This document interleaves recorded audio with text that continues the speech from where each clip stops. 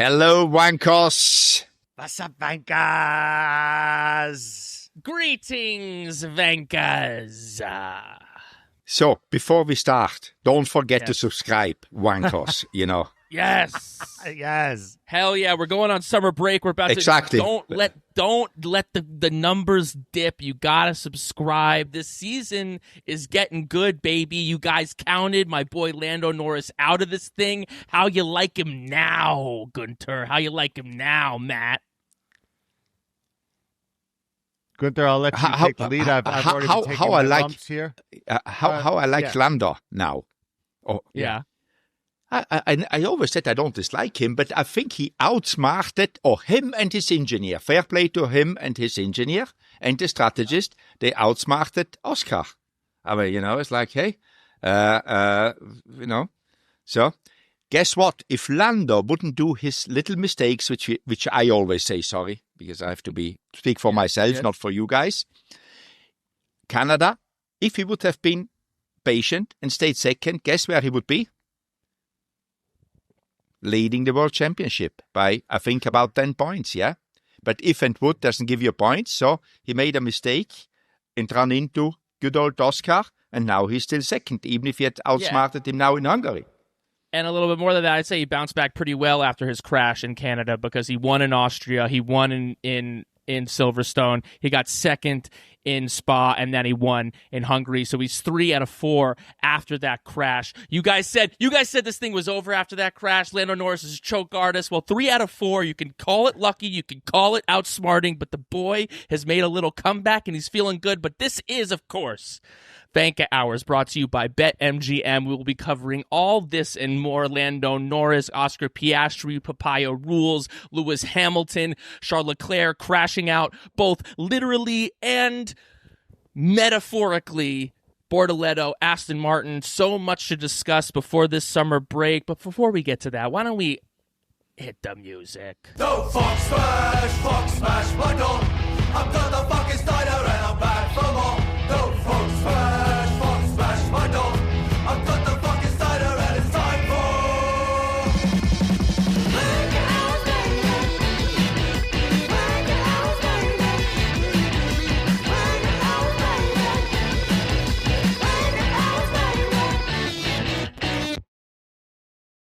And we're back. All right, so Guenther, let's start with McLaren. You've said that Lando outsmarted Oscar. Arguably, his pit wall outsmarted Oscar.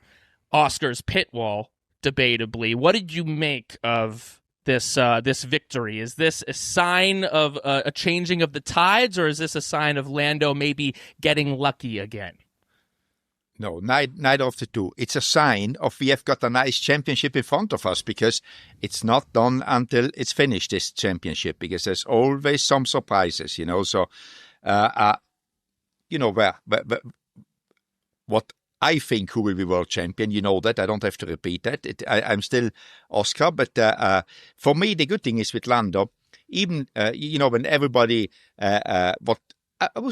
was doubting him, not being critical, doubting him if he can be a world champion because he's folding under pressure and all that good stuff. And me being part of that group of people, he, as you said, he won 3 out of the last 4 races. So that's not too bad. That's not a lot of folding going on there, So he's up for the fight, which is interesting. And McLaren very good to let them keep on fighting, it looks like, They don't give any team orders. Some people would say, though, not me. Many people are saying. Many people would say that this last one, his pit wall made a great choice. He executed it, of course. His pit wall made a great choice, and he won that one. But Oscar outqualified him, beat him was ahead on track. And Silverstone kind of fell into his lap. The last 2 fell into his lap. He was in third. It was Oscar, Max, and then Oscar made, a little mistake. They threw the book at him, and then woohoo, he won. That's what some people say, not me. I'm kind of out of this. I'm an objective observer. I'm just reporting the facts of what people are saying on the ground. But I guess what I wanted to ask you is sort of when you look at how team orders have been, sort of how intra-team battles have been dictated in the past. Basically, you have Ferrari on the one end in the past with like Rubens Barrichello and Michael, where it's like, or David Coulthard and Mika Hakkinen, where it's like you're the second driver, or in Red Bull with Max and whoever, right? Sergio Perez, where it's like you're the number one driver, you're the number two driver. You know, you get the fuck out of the way. That's how they do things to win the championship. Then you have Mercedes, which was an interesting one, where they let them race on track, but they never let them do separate strategies. So they could crash into each other, right? But they would never let Lewis do a one stop where Nico was on a two stop, right? So that was how they managed things. And now you have this interesting thing with McLaren where they're very hesitant to let them race on track. They're very skittish about that, but they're going to split the pit walls in two and let them do whatever they want in the strategy briefing. So I guess my question to you, Guenther, as a guy who ran a team, like if you're in that situation, which do you think is the how would you slice that salami? I guess is my question for you. Well, you throw a lot at me here. Yeah, you know, a lot of history here. But I would say the strategy, the drivers are part of it. It's not only the pit wall, because I think if Oscar wanted to stay out longer on his first set of tires, he could have told them, you know, like Lando did. I mean, he said, I keep going. It's going okay. You know, if you feel the tire is good, you go. You know, obviously you work together with your engineer, and I think that's a fair way to race. I mean, it's outsmarting each other on pit wall, because the strategist is the same for both drivers. The guy was just a strategy, but which strategy you pick, and they were very close together. But nobody knew how long if the tire, the hard one, would last until the end. Nobody knew. He took a risk, but again, if you're second and nothing to lose, like Lando had, that is what you do, because you have nothing to lose. You're behind him anyway, so you do it, you know. So I don't know. I'm not one of these guys who says, "Oh, we have to do the same just to be always equal." I mean, that never works, because one will always win. Yeah, we need to do everything the same and just see who is better. Yeah, you know, that's a little bit a boring approach. It's like, if you've got a better idea, try to use it. Because the good thing is for them, one of the two drivers will win the championship anyway. You know, so in the end, the team is quite interested to race as well.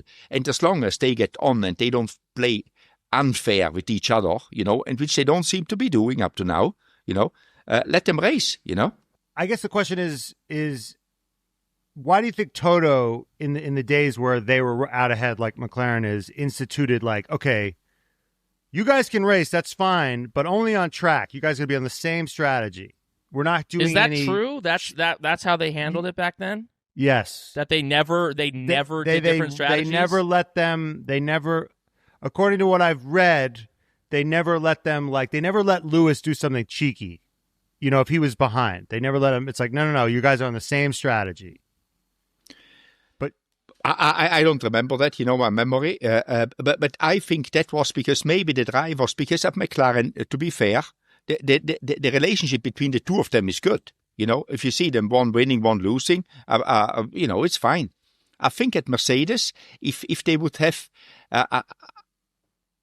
and for example, Oscar didn't complain about the other guy's strategy, you know. I choose this one and lost.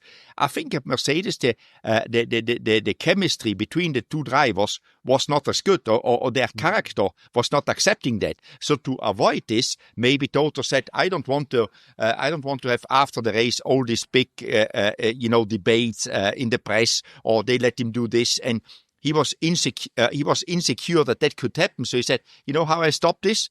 I just tell them we have the same strategy, because, again, we are winning anyway, so let them have the same strategy and let them race. So if they run into each other, it's their fault. At least they cannot blame the team for it to give one the advantage or the other. And I think at McLaren, they're a little bit more relaxed about it and say, hey, I see, yeah. That's my opinion about it. Okay, yeah. Yeah, I mean, I can't imagine that every single time they were on the exact same strategy each time. Though I guess it's an interesting point here that what we've noticed is that there is a hesitancy to let them fight on track, but they are letting them fight on the pit wall. So front facing, it seems like no, guys, Oscar made that lunge and then they reprimanded him, or they gave him a talking to. The same thing happened. We've seen that happen a few times this year. Whenever it's gotten even a little bit dicey or a little bit close, that they kind of come in hard with them on that. And it's just at what point it might look nice because they're not crashing on track, but if the strategists are throwing in curveballs at each other, is that going to create havoc behind the scenes at McLaren? I don't think so. They work very well as a team, and going back to the Mercedes thing, because in theory there should be one fastest strategy, right? There must be. If you have all the information, an engineer can give you the strategy. The only curveball you can throw if you have got another car involved. But if you fight only between each other, there's no other car involved. So you don't have to worry about that one. So there is, and going back to that Mercedes strategy, say there is one ideal strategy, this is what we are doing. But there are still unknowns on the tires because nobody can do a complete long run at the same temperature, at the same speed, at the same weight, and that unknown. But if you don't want to know that, you say the best strategy is a one-stop, a two-stop, or whatever, That is what we are doing. Well, I think now is okay, we don't really know what because this year the tires are actually always lasting longer than expected. That right. And somebody takes the risk because the tires this year they seem to be a lot better than they were always before. The degradation. So I think that's also different. They say we don't know, so we try something different. They could say the best strategy is a two-stop. That is what we are doing. I'm so glad you brought this up because when a driver makes when a call comes down to make a strategy, they're trying to suggest to the driver what the fastest strategy they think is, right? There's some things they don't know, like what the other drivers on the other teams are going to do. So they don't know, if like when they make a suggestion, they don't necessarily know what Leclerc is going to do, right? But usually they know what the guy on the other team is going to do, right? They can coordinate with the other team. So if I'm Max, I know what Yuki Tsunoda is going to do. I have all the information within my team. But in this unique scenario, Oscar doesn't necessarily know what Lando's going to do when if Oscar had known, oh, by the way, if you do this two-stop, you're going to actually have to overtake Lando on Monaco without the walls, he actually might have made a different decision. Now, what's interesting is if he had asked, by the way, what do you think Lando's going to do? Do you think they would have told him? Oh, he might actually go on a one-stop. Do you think they would have told him? And B, if they did tell him, do you think he would have still opted for the two-stop? Well, it's very... I don't know if I can... First of all, the biggest thing is, would they have told him? Then the decision is something different. It could go right, it could go wrong. Because there was now obviously you have to prove that the one-stop worked. But at the time, Oscar would still not know if a two-stop works. Now we have got the hindsight. I'm posing a hypothetical. Yeah, hypothetically. So I think they would have told him that, and it's again, I go back. Lando had nothing to lose. So you say to Oscar, he's going on a one-stop, he's trying it, and that doesn't make your decision clear. Because you wouldn't know if you could get to the end with a one-stop, because the other one doesn't know, but the other one takes the risk. While you say, I want the fastest race I know in the moment with the least risk, and that's a two-stop. Let's forget about this race for a second. Let's go to Zandvoort when it's a 50-50. When it's kind of like a margin call. It could be a one-stop. It could be. They're actually. It's kind of a dealer's choice. And Oscar asks, "What is Lando behind me going to do? Are they going to tell him? What do you think?" I think they would tell him. But it would again not make it clear the decision what he wants to do. Because if he thinks he cannot do it on a one-stop, he's coming for a two-stop as soon as possible to have the best tire as long as possible. Always, because there is the point of no return where you say, I'm out there. If I change now, I lost lap time because I was going slow because the tire was used and now I change again. So you need to make these decisions. So I think they would tell him he's trying to, but I think when you've got two teammates this close together, it will always happen. The guy behind or the guy in the number 2 guy will always try to risk it because nothing to lose. Right. Well, it seems like it's also in this championship where track position is key, especially with these two cars and these two drivers that seem on race day to really be able to both have decent, good pace, be able to keep those tires well. That was a knock on Oscar in the past. It's no longer a knock on Oscar anymore as he's improved. It is a question of you want that track position. Now, you can get that track position through getting pole. You can get it through passing on the opening lap like Oscar did in Spa, even though he didn't get pole. Or you could get that track position by staying out longer, doing an overcut, or doing a one-stop when the other guy's on a two-stop. It's a kind of about getting that track position. And, I think, we want I think the thing that feels like there is a little bit of the disconnect is that it feels like there's almost like a Cold War aspect of this championship that's happening. It's like there's a bunch of things happening like behind the scenes, but we're not necessarily seeing them fully go at it, go fully wheel to wheel, even though we got a bit of that, obviously, in Hungary. But not, it was with 4 laps to go, and, it's a track that's very difficult to overtake. I think I think what Matt and I are feeling is we're wanting to see those fireworks happen on track, which they are very hesitant to do, but they seem to be very excited to do them off track, which is it makes the races more exciting, but it's more on like the heady strategy excitement as opposed to get the cameras on the pit wall then. Battle. Get the cameras on the pit wall if this is what's going to happen. I think they're running. I mean, Canada, they run into each other. Yep. Here again in Hungary, that maneuver was. I mean. It's just like he wasn't fast enough. He didn't have the delta, the lap time delta to overtake Lando. He tried, but he realized, I cannot do this. I mean, whatever I do, I can take us both out, but I still cannot overtake him, That he hadn't a chance because Lando was going still too fast. The tire didn't degrade as much as Oscar wanted, So he hadn't a chance. He said, I try once, this is not working. I mean, and he did the right thing. I said, I finished second. I mean, I lost it on pit wall, as you said, but I'm going to finish second and get my points and don't do anything like Lando did in Canada, running into each other, So I think he just took I lost it on pit wall. Who cares? I finished second, bring it home. I tried, didn't work because the lap time delta wasn't big enough. Do you think part of the problem for Oscar's side of the garage was they were distracted by Leclerc? And they were like, we want to win the race. Let's try to undercut Leclerc. And Lando's team was like, this race is fucked up. Let's try to just get as far ahead as we can.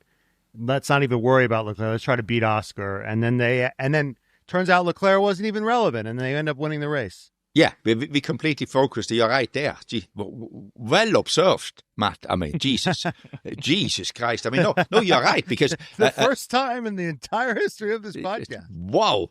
I mean, no, you're right. But Charles was in pole position, and the fight was against him to beat him. And then, there is Charles ahead, and then he just drops down like a stone in the water. It's like, What is happening now? And all of a sudden, we have got the Lando or Oscar had a complete different race to race. His opponent wasn't Charles anymore. His opponent was the guy which he thought, I don't care anyway about him, But the undercut wasn't even like, he didn't even come close to undercutting him.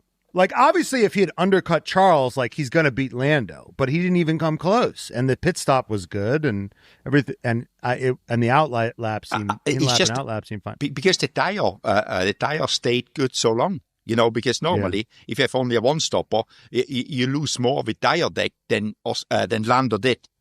Yeah. Vankahs, you know them, you love them. This episode is brought to you by BetMGM. We love BetMGM, and this season is bringing tons of races where you can bet and make your Sundays that much more exciting.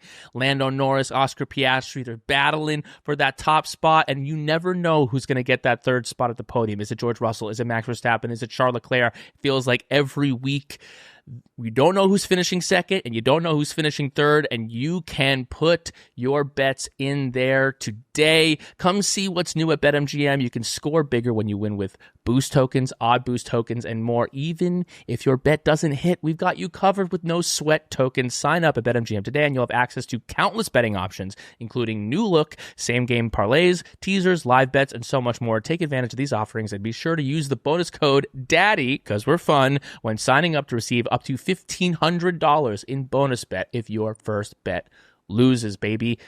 We'll see you at BetMGM. Gambling problem? Call 1-800-GAMBLER. Available in the U.S. Call 877-8-HOPE-NY or text HOPE-NY 467-369 for New York. Call 1-800-327-5050 for Massachusetts. 21 and over only. Please gamble responsibly. Call 1-800-NEXT-STEP for Arizona. 1-800-BETS-OFF for Iowa. 1-800-981-0023 for Puerto Rico. First bet offer for new customers only. Subject to eligibility requirements. Bonus bets are non-withdrawable. In partnership with Kansas Crossing Casino and Hotel. See BetMGM.com for terms. U.S. promotional offers not available in New York, Nevada, Ontario, or Puerto Rico. Guenther, can we give some flowers to my boy Lando Norris on this podcast? We're being accused of being the Oscar Piastri shill of a podcast. Are we giving any credit to Lando for pulling off this win? Can we get a scintilla of credit? I told you in the beginning. I mean, they did a good job. Him and his pit wall. He said, "I want to stay out." They said, "Yeah." No, this is what Oscar what Brian wants you to say is fuck the pit wall. Lando is a hero. Sweet love.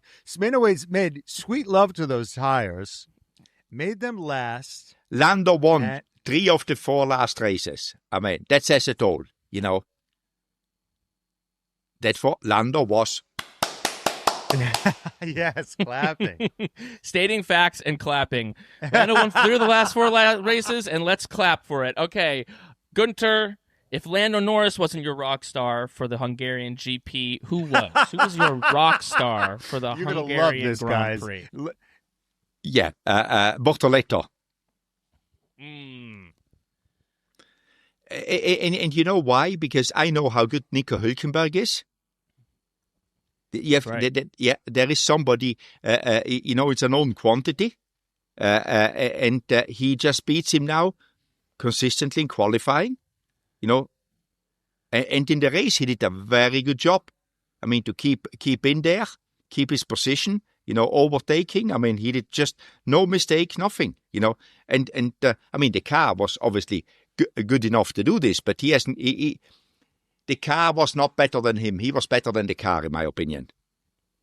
He was giving something to the team. Yeah, I mean, even given Nico's podium, let's not forget that Bortoleto out-qualified him in that race. Bortoleto's been consistently, I think they're 50-50 now or something close to it. They, in terms of qualifying pace, we know that Nico can certainly have a great qualifying session, that he's been able to be on top. I think it was an extremely impressive showing from the rookie. I mean, he was kind of an afterthought in this rookie battle. It was all Hadjar, Berriman, Kimi Antonelli was exciting. But it's a gas or break, but we can hit it now. Well, we had a gas or break. It's coming up. But do you think Gabriel Bortoleto is the best rookie on the grid? Gas or break? Gas in the moment, because I think we said it last time that even if you're good and you've got a shit car, you cannot show anything. Nobody can show anything. And now the car is a lot better than it was beginning of the year, and he showed what he can do. And by beating Nico Hülkenberg, I think I know what that means for a driver. I put him then very high up. So in the moment, he is, gas. Go full gas. Matt? I'm going gas. I mean, Isaac Hadjar. We are agreeing too much here, Matt. I mean, I feel this is not working. Yeah. You're not disagreeing with me anymore. Have we completely forgotten about the generational talent that is Isaac Hadjar? No, I honestly, I have to agree. I mean, I think Isaac Hadjar is doing really well, but, it seems like Liam Lawson has found his form a bit. So, you really can't ignore what Bortoleto's been doing the last couple of weeks against the known quantity that is Hülkenberg. I'm feeling vindicated because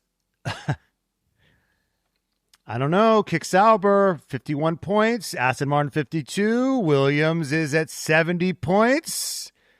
They just picked up a boatload of points. I think somebody said the other day that last time we talked that Williams was going to hold on to 5th place. I think that's certain. Someone is looking like a fucking dumbass. Who was that? He's gone. We sacked him. That's Nico Hulkenberg and this now Bortoleto's found his form. I think Guenther, you're gonna have to eat your fucking words, baby.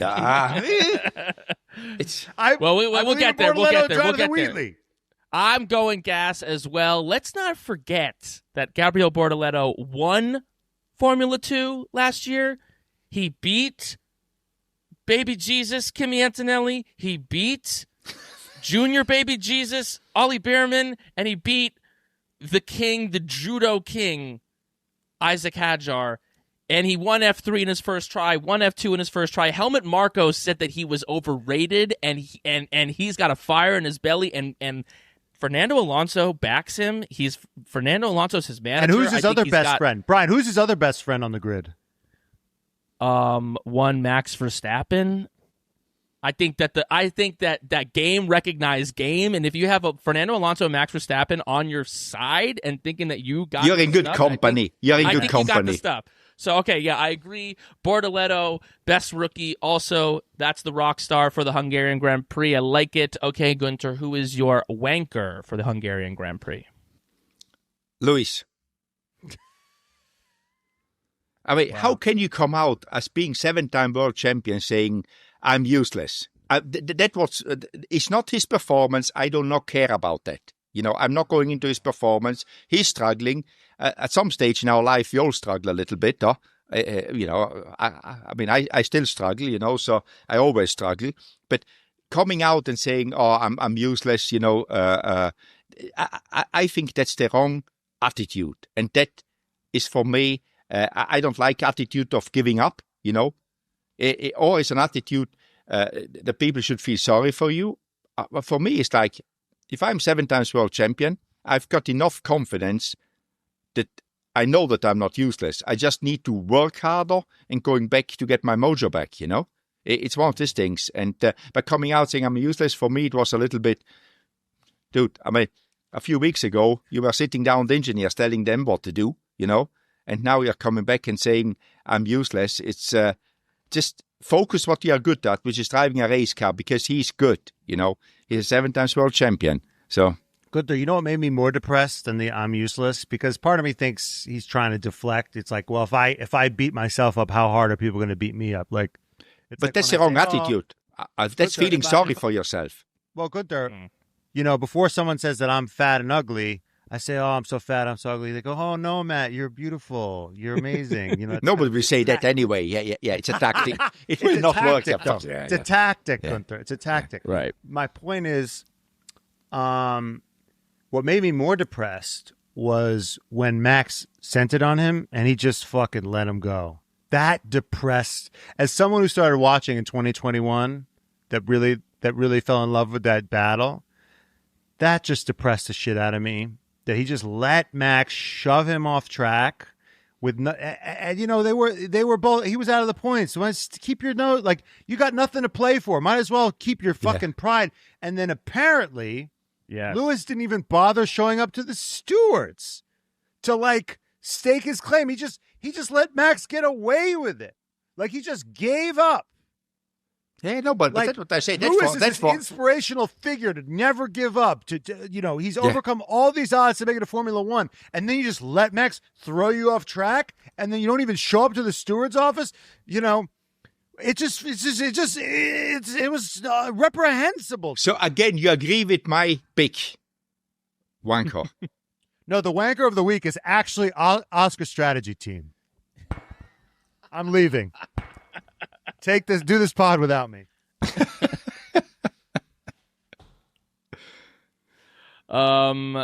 Apparently, Guenther, I have a question. Apparently, back in the day, there was a little bit more time in between the drivers getting out of the car and them doing press, because they used to do press all in the one room. They would have the kind of that little, three of them at once, kind of in a little bit more of a traditional after like a football game or after a basketball game. And so people were talking about like, right, and as fans, I kind of love it because you get the raw emotion immediately out of the car. But some people have been discussing that, you get some more of that because you're the how the system works is they get out of the car and then they're immediately talking to the press. So you're just getting him immediately in the depths of despair, as opposed to like having a little bit of time.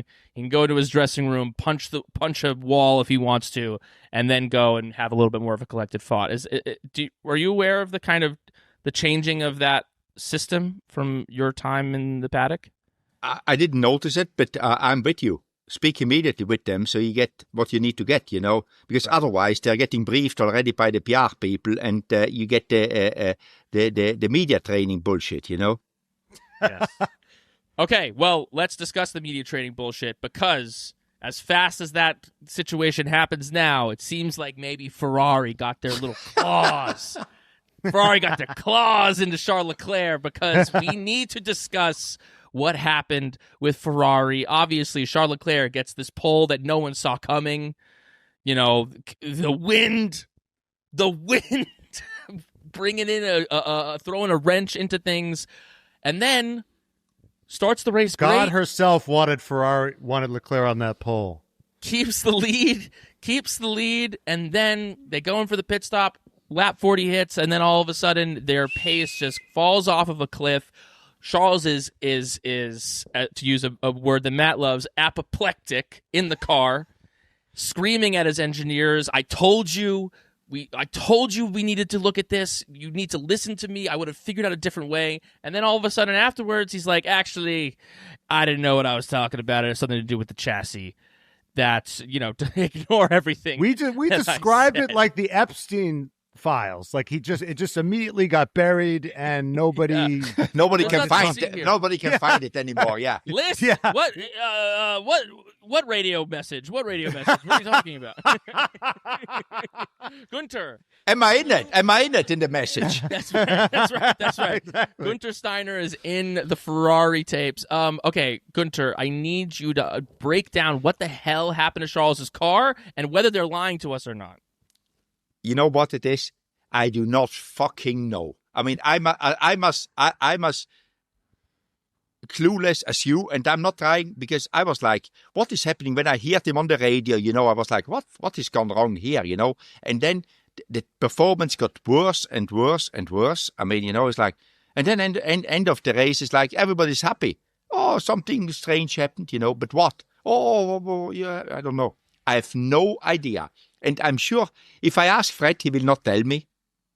I have no idea. Illuminati behavior from Ferrari. They like to. They're so secretive, like the Freemasons. No, but the strange thing, it's a race car. The race car was very good the first stint on the first tires, and then it just went to shit in no time. Okay, so we're gonna leak. We have an interview coming out with Alex Brundle that we did yesterday. And it's going to come out later, but to leak what we talked to him about, I'm going to position something to you. Let's see if this passes the Guenther smell test. He thought that maybe he had to do something with tire pressure and how it corresponded with as the car has less fuel and what it does to, and as the race goes on, plank wear and corresponding, and they didn't get the tire pressures right with the plank wear, and they've had plank wear issues, and that maybe they were going to have problems with their plank wear, and if they didn't shut the fuck up about the problem, they might check the plank, and maybe Charles could have been disqualified. So it's like, that's why they're being so cryptic about it, because they didn't want to draw attention to their potential plank issues. George Russell also said something to this effect as well. He said that the car was, quote, close to being illegal in terms of plank wear. I saw how slow it was, so I presumed something was not right, he told Sky F1. He's not going to tell you that they're close to being illegal. The only thing we can think of is that they were running the car too low to the ground, and they had to increase the tire pressure for the last stint. I saw that comment from George. I mean, what do you think? I mean, there is a possibility, but the strange thing is, why? In the end, he said I could have managed it myself. I don't know how else. Yeah, they could have said you need to go slower in the beginning because when the car is heaviest, it's slowest. Obviously, I mean, it's getting lower. And there where he was fast when he was with a lot of fuel. So did he use up his performance or his plank by running too fast when he was heavy? And then they had to recoup and not wear it again. But it's very, I mean, you can predict plank wear pretty good. But to that extent, because, you cannot play a lot with tire pressure. I mean, you cannot blow the tire up 20 psi. It's not like that you can play with a few because, but it's like one of these things. You can get it close. It is a theory, but it's almost too simplistic to me. It's almost too simplistic that Ferrari would make a mistake, not a strategy decision, because it's not a mistake, because if they knew about it, it's not a mistake. You gamble on it, So, but that they would get it this wrong. I don't think so, because if you can calculate it, you don't get it wrong as this. There are smart people there, So I don't know what, I've actually no idea what it was. I mean, obviously the whole thing was very weird how it was also handled, Have you ever seen a second, like a stint, like collapse like this, where you're like very fast and then just one pit stop later I think it was 2 stops. I think it was on the same tire. No, but it was intentionally slow because I mean you could see at the end of the straight, it was like there was no power or they were reducing power, and that they were he was intentionally going slow. I mean he was lifting, and coasting and everything, So it wasn't. I think the car, but something must be there.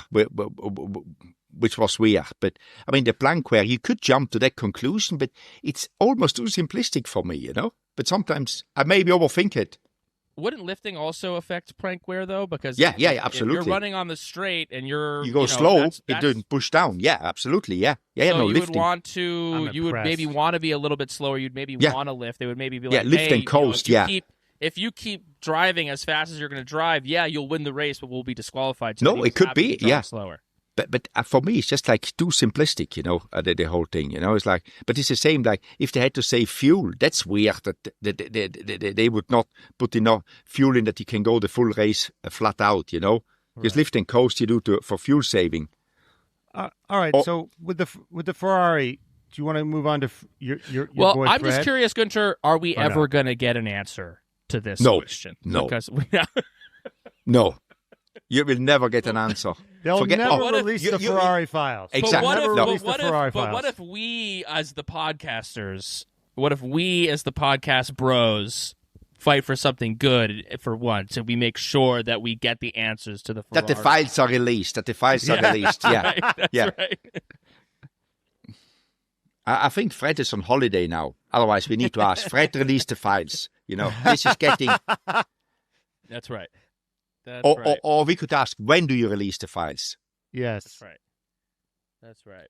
I can ask him. I can ask him. I don't know what the answer will be. I said, we discussed this on the podcast. Fred, we know that there are files, what happened, because for sure you had debriefs. When will they be released to the public? And he'll tell you to fuck off. Desk. No, to fuck off. On his desk, and he'll release it very soon. That's right. Yeah. But they're going to talk to Carlos Sainz, who's in jail at Williams first, and maybe give him a pardon. Yeah, exactly. Maybe Carlos Sainz has the answers. Okay, enough of that. Vankah's between busy schedules, summer plans. Sometimes all I've got is a couple of minutes. I'm doing this podcast. I'm running all over the world. I've got interviews with Guenther Steiner, following races, looking at telemetry, reading articles, listening to other podcasts, which obviously I would never do. In between all that, it's hard for me to get a good, healthy meal. I'm ordering in. It's costing me $1 million. I don't even know what's in the food. And that is where Factor has changed my life completely, because Factor helps me eat smarter with tasty, chef-prepped meals that are dietitian approved and delivered right to my door. And now with over 65 weekly meals made for how I live and what I like to eat, eat, I've got even more ways to fit in a real meal wherever that day takes me. It's got more varieties, more meals. Choose from a wide selection of weekly meal options, including premium seafood options like salmon and shrimp at no extra cost. Support your wellness goals. Enjoy even more GLP-1 friendly meals with new Mediterranean diet options packed with protein and good for you fats. Savor a global flavor. So the first time, try Asian-inspired meals with bold flavors influenced by China, Thailand, and more. And from more choices to better nutrition, that's why 97% of customers say that Factor helped them live a healthier life. Feel the difference no matter your routine. So eat smart at factormeals.com/Vankah 50 off. That's use the code Vankah, VANKAH, 50 off to get 50% off plus free shipping on your first box. That's code Vankah 50 off at factormeals.com for 50% off plus free shipping. Get delicious ready-to-eat meals delivered with Factor. Okay. So Guenther, Fred's head is on the chopping. Fred's nice, perfectly round head is on the chopping block, about to roll down the Maranello streets. That's what we're hearing. Italian press is running rampant with these stories about how the streets are going to run red with his blood, and then suddenly, not much has changed. They bring these upgrades, kind of a little underwhelming. Then suddenly, he's got a shit-eating grin again, and he's got the impish smile, and he's got a multi-year extension. What the fuck happened? You think there are some files somewhere again? You know, we need to keep on talking about files here. You know, no, what happened? You know what he's got? He's got some compromise. He's got dirt. Yeah, he's got dirt. Something. He's got dirt. I mean, I gave you my opinion that for Ferrari, the best is if Fred stays. I think somebody realized that. I think a lot of people listen to our podcast because also George Russell said, you know, he shouldn't have said that he needs to sit down with engineers, you know. We suggested that. Right. There's no need for it. Right. So maybe John Elkann and Benedetto Vigna listened to our podcast and said, keep Fred there. That's the best for Ferrari in the moment. And it's not because he's a friend, because I think it needs stability. If they change again, then the next guy has got an excuse for 2 years, and then we change him again. Give him at least until end of next year to Fred. If they are not where they want to be, and I don't know where they want to be. Obviously, I know where they want to be. They want to be world champion, but only one can be world champion. But even in the moment, they are second. What do you expect from Fred? I mean, you know, he's not a magician, you know. He needs time, and I think they're doing pretty good, except, you know, a few problems with, you know, like everybody has got, and Lewis is not performing. But if you think Lewis is not performing as it was expected, they're still second in the World Championship in a very solid position. So in the end, you know, McLaren is just better this year. What can you do? I mean, it's a competition. So I think it's the right decision to keep him there. He looks like more of a warlock. I guess my question is, why give him a multi-year deal? Because it doesn't mean anything, Matt. Sorry to interrupt you. What does it mean? I mean, you get a multi-year. Does it mean you got to pay him off? Yeah, exactly. I mean, you give him a multi-year, so at least you put everybody at peace. And then if it doesn't work out, you let him go after a year and say, hey, I mean, look at Christian Horner. He had a long-term contract. Did it change anything? No. You let him go and you negotiate a settlement. That's what you do. But at least he's staying on for the foreseeable future. How long, we don't know. But in the end, it's also a message. For them, it doesn't even matter. It doesn't matter if they go. No, I think it matters. I think it matters. It's not like completely ignorant because it's not stupid people. You know, I would never call John Elkann or Benedetto Vigna stupid, but it's like one of these things. If it doesn't work out and they need to make changes, you can do them anyway, you know. So I think the intention is good from these people. They want to support him, but if it doesn't work, they also know we're going to change it. Yeah, it will cost us a few bucks, a few $1 million, but Guenther, how much richer do I need to be when I sign a contract that I'm like, it doesn't fucking matter when I sign it? Oh, it depends on which side you are. Mm-hmm. If you are every time I sign a contract, I'm like, well, fuck, this locks me in. But apparently, if you're Ferrari, it doesn't matter. Exactly. Well, if you have the money to pay someone out. Yeah, exactly. If you've got that extra cash, then you can just kind of, all right, we'll calm things down for a second. Then the second that I actually want you out, sure, I'll give you, $8 million contract or whatever it is. Yeah. How much do you think he's making? How much he's making? Good. I don't fucking know. Guenther, what's the market? What's the market rate for a Ferrari? There is no market. There is no market for these positions. I can't. I need to stop here to talk about me because otherwise, Okay. All right. I've still got $3 a million, $3 million a year, $4 million. I cannot tell you, Matt, because otherwise you want to be a team principal. That's right. Yeah.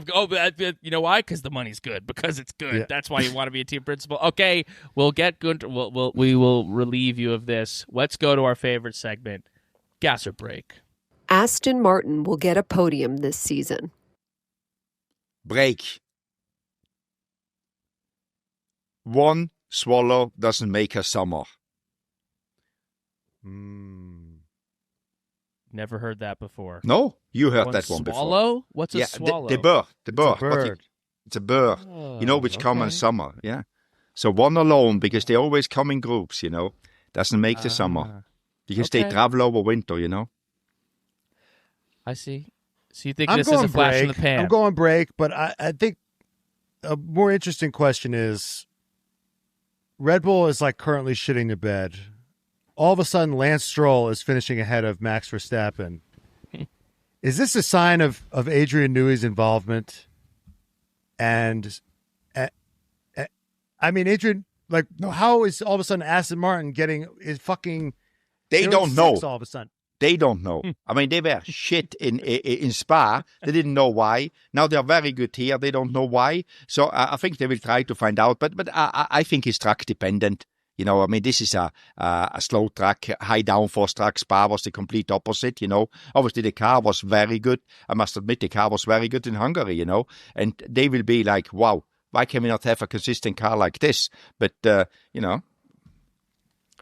right, I'm going break. Brian.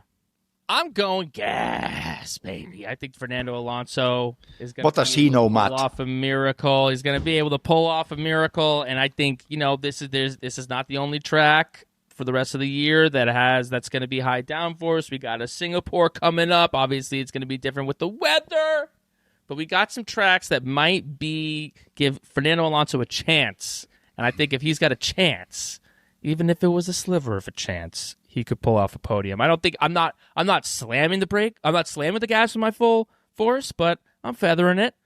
I'm leaving the room open for some possibilities of Fernando Alonso podium. Maybe even a Lance Stroll podium. No, let's not go too far. Okay, next He's problem. gotten it before. That's true. George should get a multi-year extension at Mercedes. Full gas. He deserves it. He's doing a good job.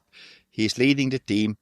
He knows everything, He knows what Ferrari did. He knows what the engineer should be doing. I think he should have a contract for life, in my opinion. And they cannot get out of it, without joking. I think he should get an extension. He's doing a good job. And if they want to win a world championship in the moment, they need George there because Kimi is not delivering as they anticipated, I think. Obviously, Kimi is the first year. I can see that. But in the moment, if they want to win a world championship with Kimi and even Max Verstappen, you're not going to win it. You need two good drivers. And George is a good driver and doing a good job. I'm going break. Hard break. Whoa. Look how he's driving with all this angst. Why take it away? Don't let this guy get too comfortable. He's all snippy on the radio. He's sassier than ever. He's driving angry, pissed off, entitled, irritated. He's on the podium. I'm like, how the fuck did he get there? All because of angst. Emo angst. Why doesn't daddy love me? That adds pace. That motivates him, you think? It motivates him. How many times we've seen this in the NFL, NBA? Contract year, they drive their balls off. They play their balls off. Second they sign an extension, they take their foot off the gas a little bit. They gain a couple of LBs. They Brian, start... what have you done to him this week on this? I mean, that's a good. Jesus. He's making good points, Guenther. Guenther, you know, This is 3D chess. Have you noticed guys in a contract year? Yeah. You are right. Wait, what are you talking? Why sign him? Why sign on the dotted line now? Sign it later. I mean, come on. He's got Matt for advice to Toto. The guy's got no fucking leverage. Where the fuck is he gonna go? Matt as an advice for Toto. Toto, listen to Matt. Yeah. I'm going gas. I want him to have a 5-year Leclerc cushy-ass contract because that's what he wants, and I want George Russell to get what he wants, even if it's not what's best for him, because sometimes you need to get what you want, and then you can see that that's actually not what you really want, and what he really wants is to live in a constant state of desperation, and but I think he deserves it. I think that he should get more than 2 years. I think he should get at least 3. Next prompt. Wait, hold on. Guenther, I have to ask you a question. Have you noticed that when you get more money in life, like you get weirder, more existential questions come in, or no? I never had any money, so I don't know. Oh, you shut the fuck up. Where are you right now? Where are you right now, Guenther? Your house in... Where are you right now, Guenther? In Italy. At your home. Yeah. At your second home? Second home? Second or third? Yeah. I have no money. I have houses, but no money, you see. Guenther is not house poor, guys. Guenther is houses poor. Yeah. All right. Next prompt. McLaren prioritizes Lando over Oscar. Break. That's not true. I think they are very fair to both of them. I mean, I have never seen anything. I mean, I cannot see that they favor any of them. I'm going gas.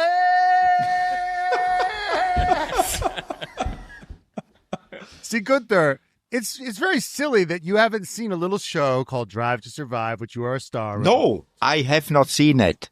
You haven't seen it. One day we're going to have to watch it with you and do a series about it. I think that people would love it. Guys, comment below if you'd like to see Guenther re-watch Drive to Survive. Let's get him to watch it. Right. If you've ever seen, so there's a guy, Guenther. His name is Zach Brown. Okay. Yeah. He actually runs the entire team. Yeah. He's in charge of the whole thing. Yeah. And if you just watch the way he looks at Lando Norris in that series. Zach's not an actor, actually. He's a real guy. So people think Drive to Survive is fabricated to some degree. They might be right. But that look that he gives, that child. He gives him love. He gives him love. He gives him so much love. You can feel it. All right, well, hold on. I'm going to go break here as well because nobody cares about you, Brian. As much as Zach Brown looks at Lando Norris with love, the way that Andrea Stella looks at Oscar, you cannot manufacture that either. Love. He loves Oscar Piastri in a way that rivals Zach Brown. And as much as Zach Brown is CEO, we know that he's not there at every race. He's going to the Indy 500. He's got a whole empire to look after. And Andrea Stella, he's the one who's there every day. He's the one who's cooking the meals and putting a little something extra in Oscar's sandwich than he is to Lando. So I think whatever advantage that you get, that maybe the Zach bias gets, I think that the Andrea bias goes right in the other direction. You could look at times this year with both of them having times where the other guy kind of went in there. And then, and I would argue even more so that last year when Lando actually had a fucking shot at the title, that their desire to keep Oscar happy potentially got in the way of Lando making a real run at that championship. So I think if anything, it's been worse for Lando. So I want to go back. Look at the glint in his eye. You can't manufacture that either, baby. Yes. You know, the love for Zach, for Lando, and the love of Andrea to Oscar evens the love out. They are both loved in the team. So guess what? I was right. Nobody's got an advantage. Yes. So it's kind even of though like- you said so- that no so one you- so cares what I Brian, would you say, you're describe- now taking my points and using them, Guenther. But So yeah, Brian, I'll- so would you All describe right. it as? So would you describe it as it's like kind of like a parent that's not at home that works all the time favors one child, and then the Yes. stay-at-home parent favors the other. I think that's not. I think that's not an unfair thing to say about the dynamic Okay. over at McLaren. Next prompt. Charles is fed up with Ferrari. Break.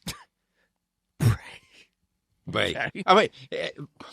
I mean, I would be the first one to say to Charles, maybe you look around and go somewhere else. He loves it there. They love him. Italy loves him. I mean, he gets a new Ferrari every year, gets paid well, you know. Is the golden boy at Ferrari, cannot do anything wrong, you know.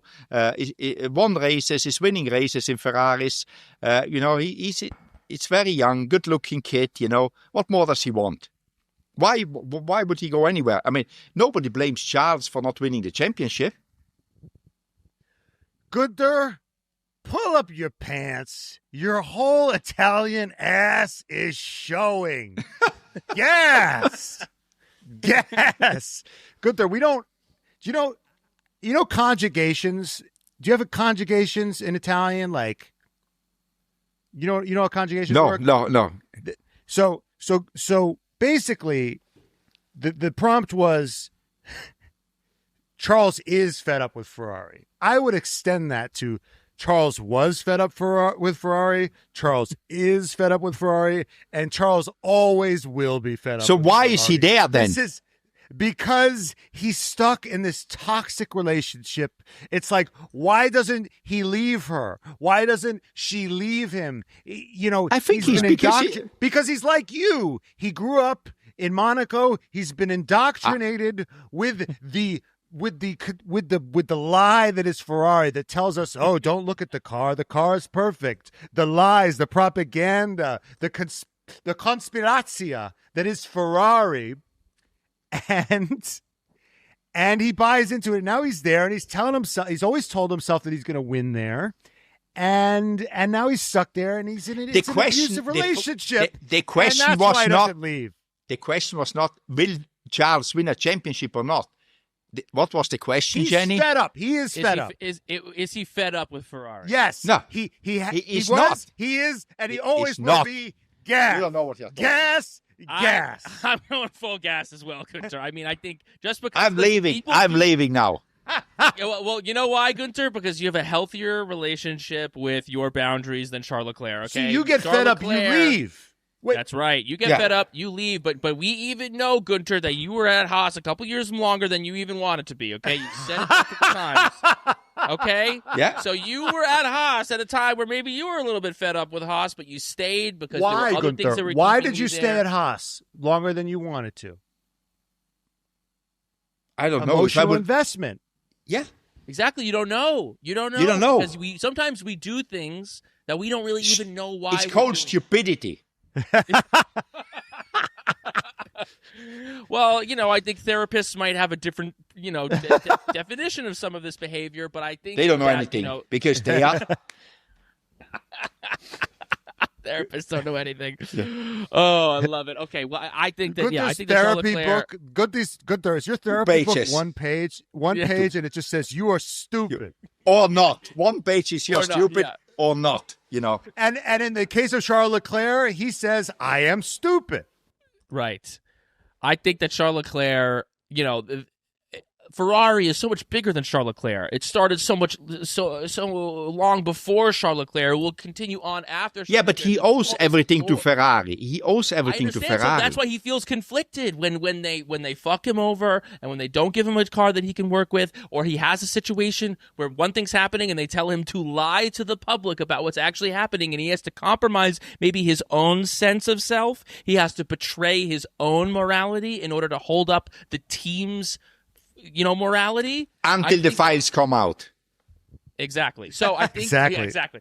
But I think that it's been eroding him, and we see it. We see it in those moments on the radio. We see it in his affect after races like this. And I think at some point, hopefully, he'll wake up, he'll leave, and he'll say the same thing that you said, Guenther. Fuck Why it. did I stay? because I was stupid. That's what he'll say. But he will have wanted to leave before that, and I think I think that door leaving the offices of Maranello is looking sexier and sexier by the day. And at the other side of that door is of that fuck smash door is James Hogg, a book deal, a tour, a podcast, and a podcast with the red flags. But you know what? Maybe a beautiful life. A Mercedes contract, in a couple of years, a Red Bull contract in a couple of years, a McLaren contract in a couple of years. There are places that would like to have a Charles Leclerc in tow if that option was available. Red Bull next year, they don't know what's going to happen when Max leaves. Who are they going to replace him with? Who knows? Maybe Charles Leclerc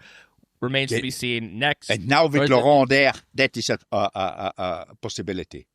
There we go. Last prompt. Liam Lawson will finish ahead of Isaac Hadjar. Break. Okay. What is the distance now? What is the distance now, points wise? They're getting close, Guenther. Yeah. Hadjar is at 22. Lawson's at 20. He's 2 points behind. Whoa. Oh, I maybe have to... Whoa. No, it's locked in. It's written in stone. Well, here's the thing, because Liam's last few races they've gone under the radar because everything's been happening at the front. Liam Lawson's slowly been creeping up on Hadjar. Yeah, no, creeping past Hadjar. Not maybe, yeah. Yeah, but Hadjar had a few shit races lately. Strategy, wrong tires. So I still think Hadjar will end up in front of him, but it's a good battle. I mean, Liam. Fair play to him here. He recovered very well from the beginning of the season, being a teammate of Max Verstappen. I think he's one of the few which recovered from that one. Not many did, I'm going gas. I mean, this is a momentum sport. Just given how low he started and how well he's doing now, I can't even imagine how much fortitude you have to think about the hole he was in. I mean, and those first two races, he was nowhere, and now look at him. I mean, it's a testament to his mental fortitude. I got to give him the edge. I mean, it's a miracle that he is where he is right now. Yeah, I mean, Hadjar was kicking the shit out of him. Now he's only 2 points behind. I think this is a and you know what he never said? I'm useless. Correct. Yeah. There we go. This is how you get out of a hole. Even though he probably felt it, because that was a tough thing. Fucking hell! I'm going gas as well. We've seen. You're going up now, you two guys against me. We've seen Liam being resilient, and I think that he does have that a little bit more experience in F1. And now that he's kind of found his bearings, I think that he will be able to actually win that battle. I think that Hadjar is a top rookie, and I think that he'll give him a good fight, but I think that Lawson's now figured something out, and it'll continue in that direction. And we know one thing about him. He's a dog. Oh, yeah. Dog. That's right. A dog. That's right. DAWG. Yeah, dog. Hell yeah. Right, baby. Yeah. Let's go, baby. This is the last episode before the summer break, and he's feeling like he's got some dog in his system. Okay, that does it for Gas or Break. Guenther, we got the summer break coming up. What are you doing? What are your plans? I'm going back home. I wasn't at home since end of March. Well, you're at one of your homes. But you are home. You have multiple homes. You have multiple homes. All right. I'm going back to the States. Guenther, home is wherever you own a house, and that's many places.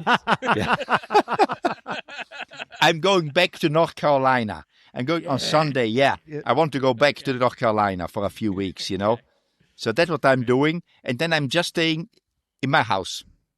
I'm doing nothing. And you're going to be looking at telemetry the whole time, I'm sure. Yeah, sure. That's what I like to do, looking at telemetry, All right, well, we got a couple of weeks off. Guenther, what are your hobbies? What are your hobbies? Talking with you two. No, that's a fucking profession, Guenther. Yeah, that's a career. That's a hobby. That's a career. Yeah, going wrong. Sometimes you're lucky enough to turn your hobby into your career, which is what Guenther has done with this podcast. Yeah. I have no hobbies.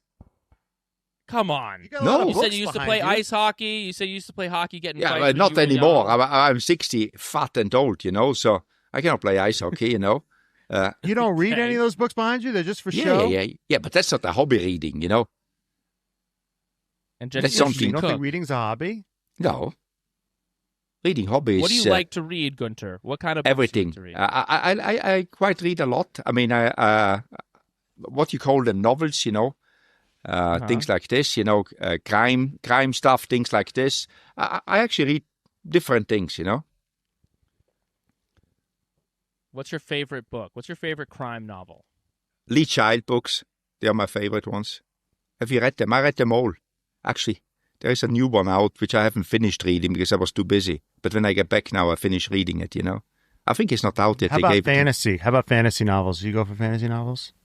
Well, example? Like Lord of the Rings? No. I'm not into that stuff, no. Okay. No. Never read Lord of the Rings, never read, what's the other one, Harry Potter and that stuff, no. You like a Jack Reacher. Yeah.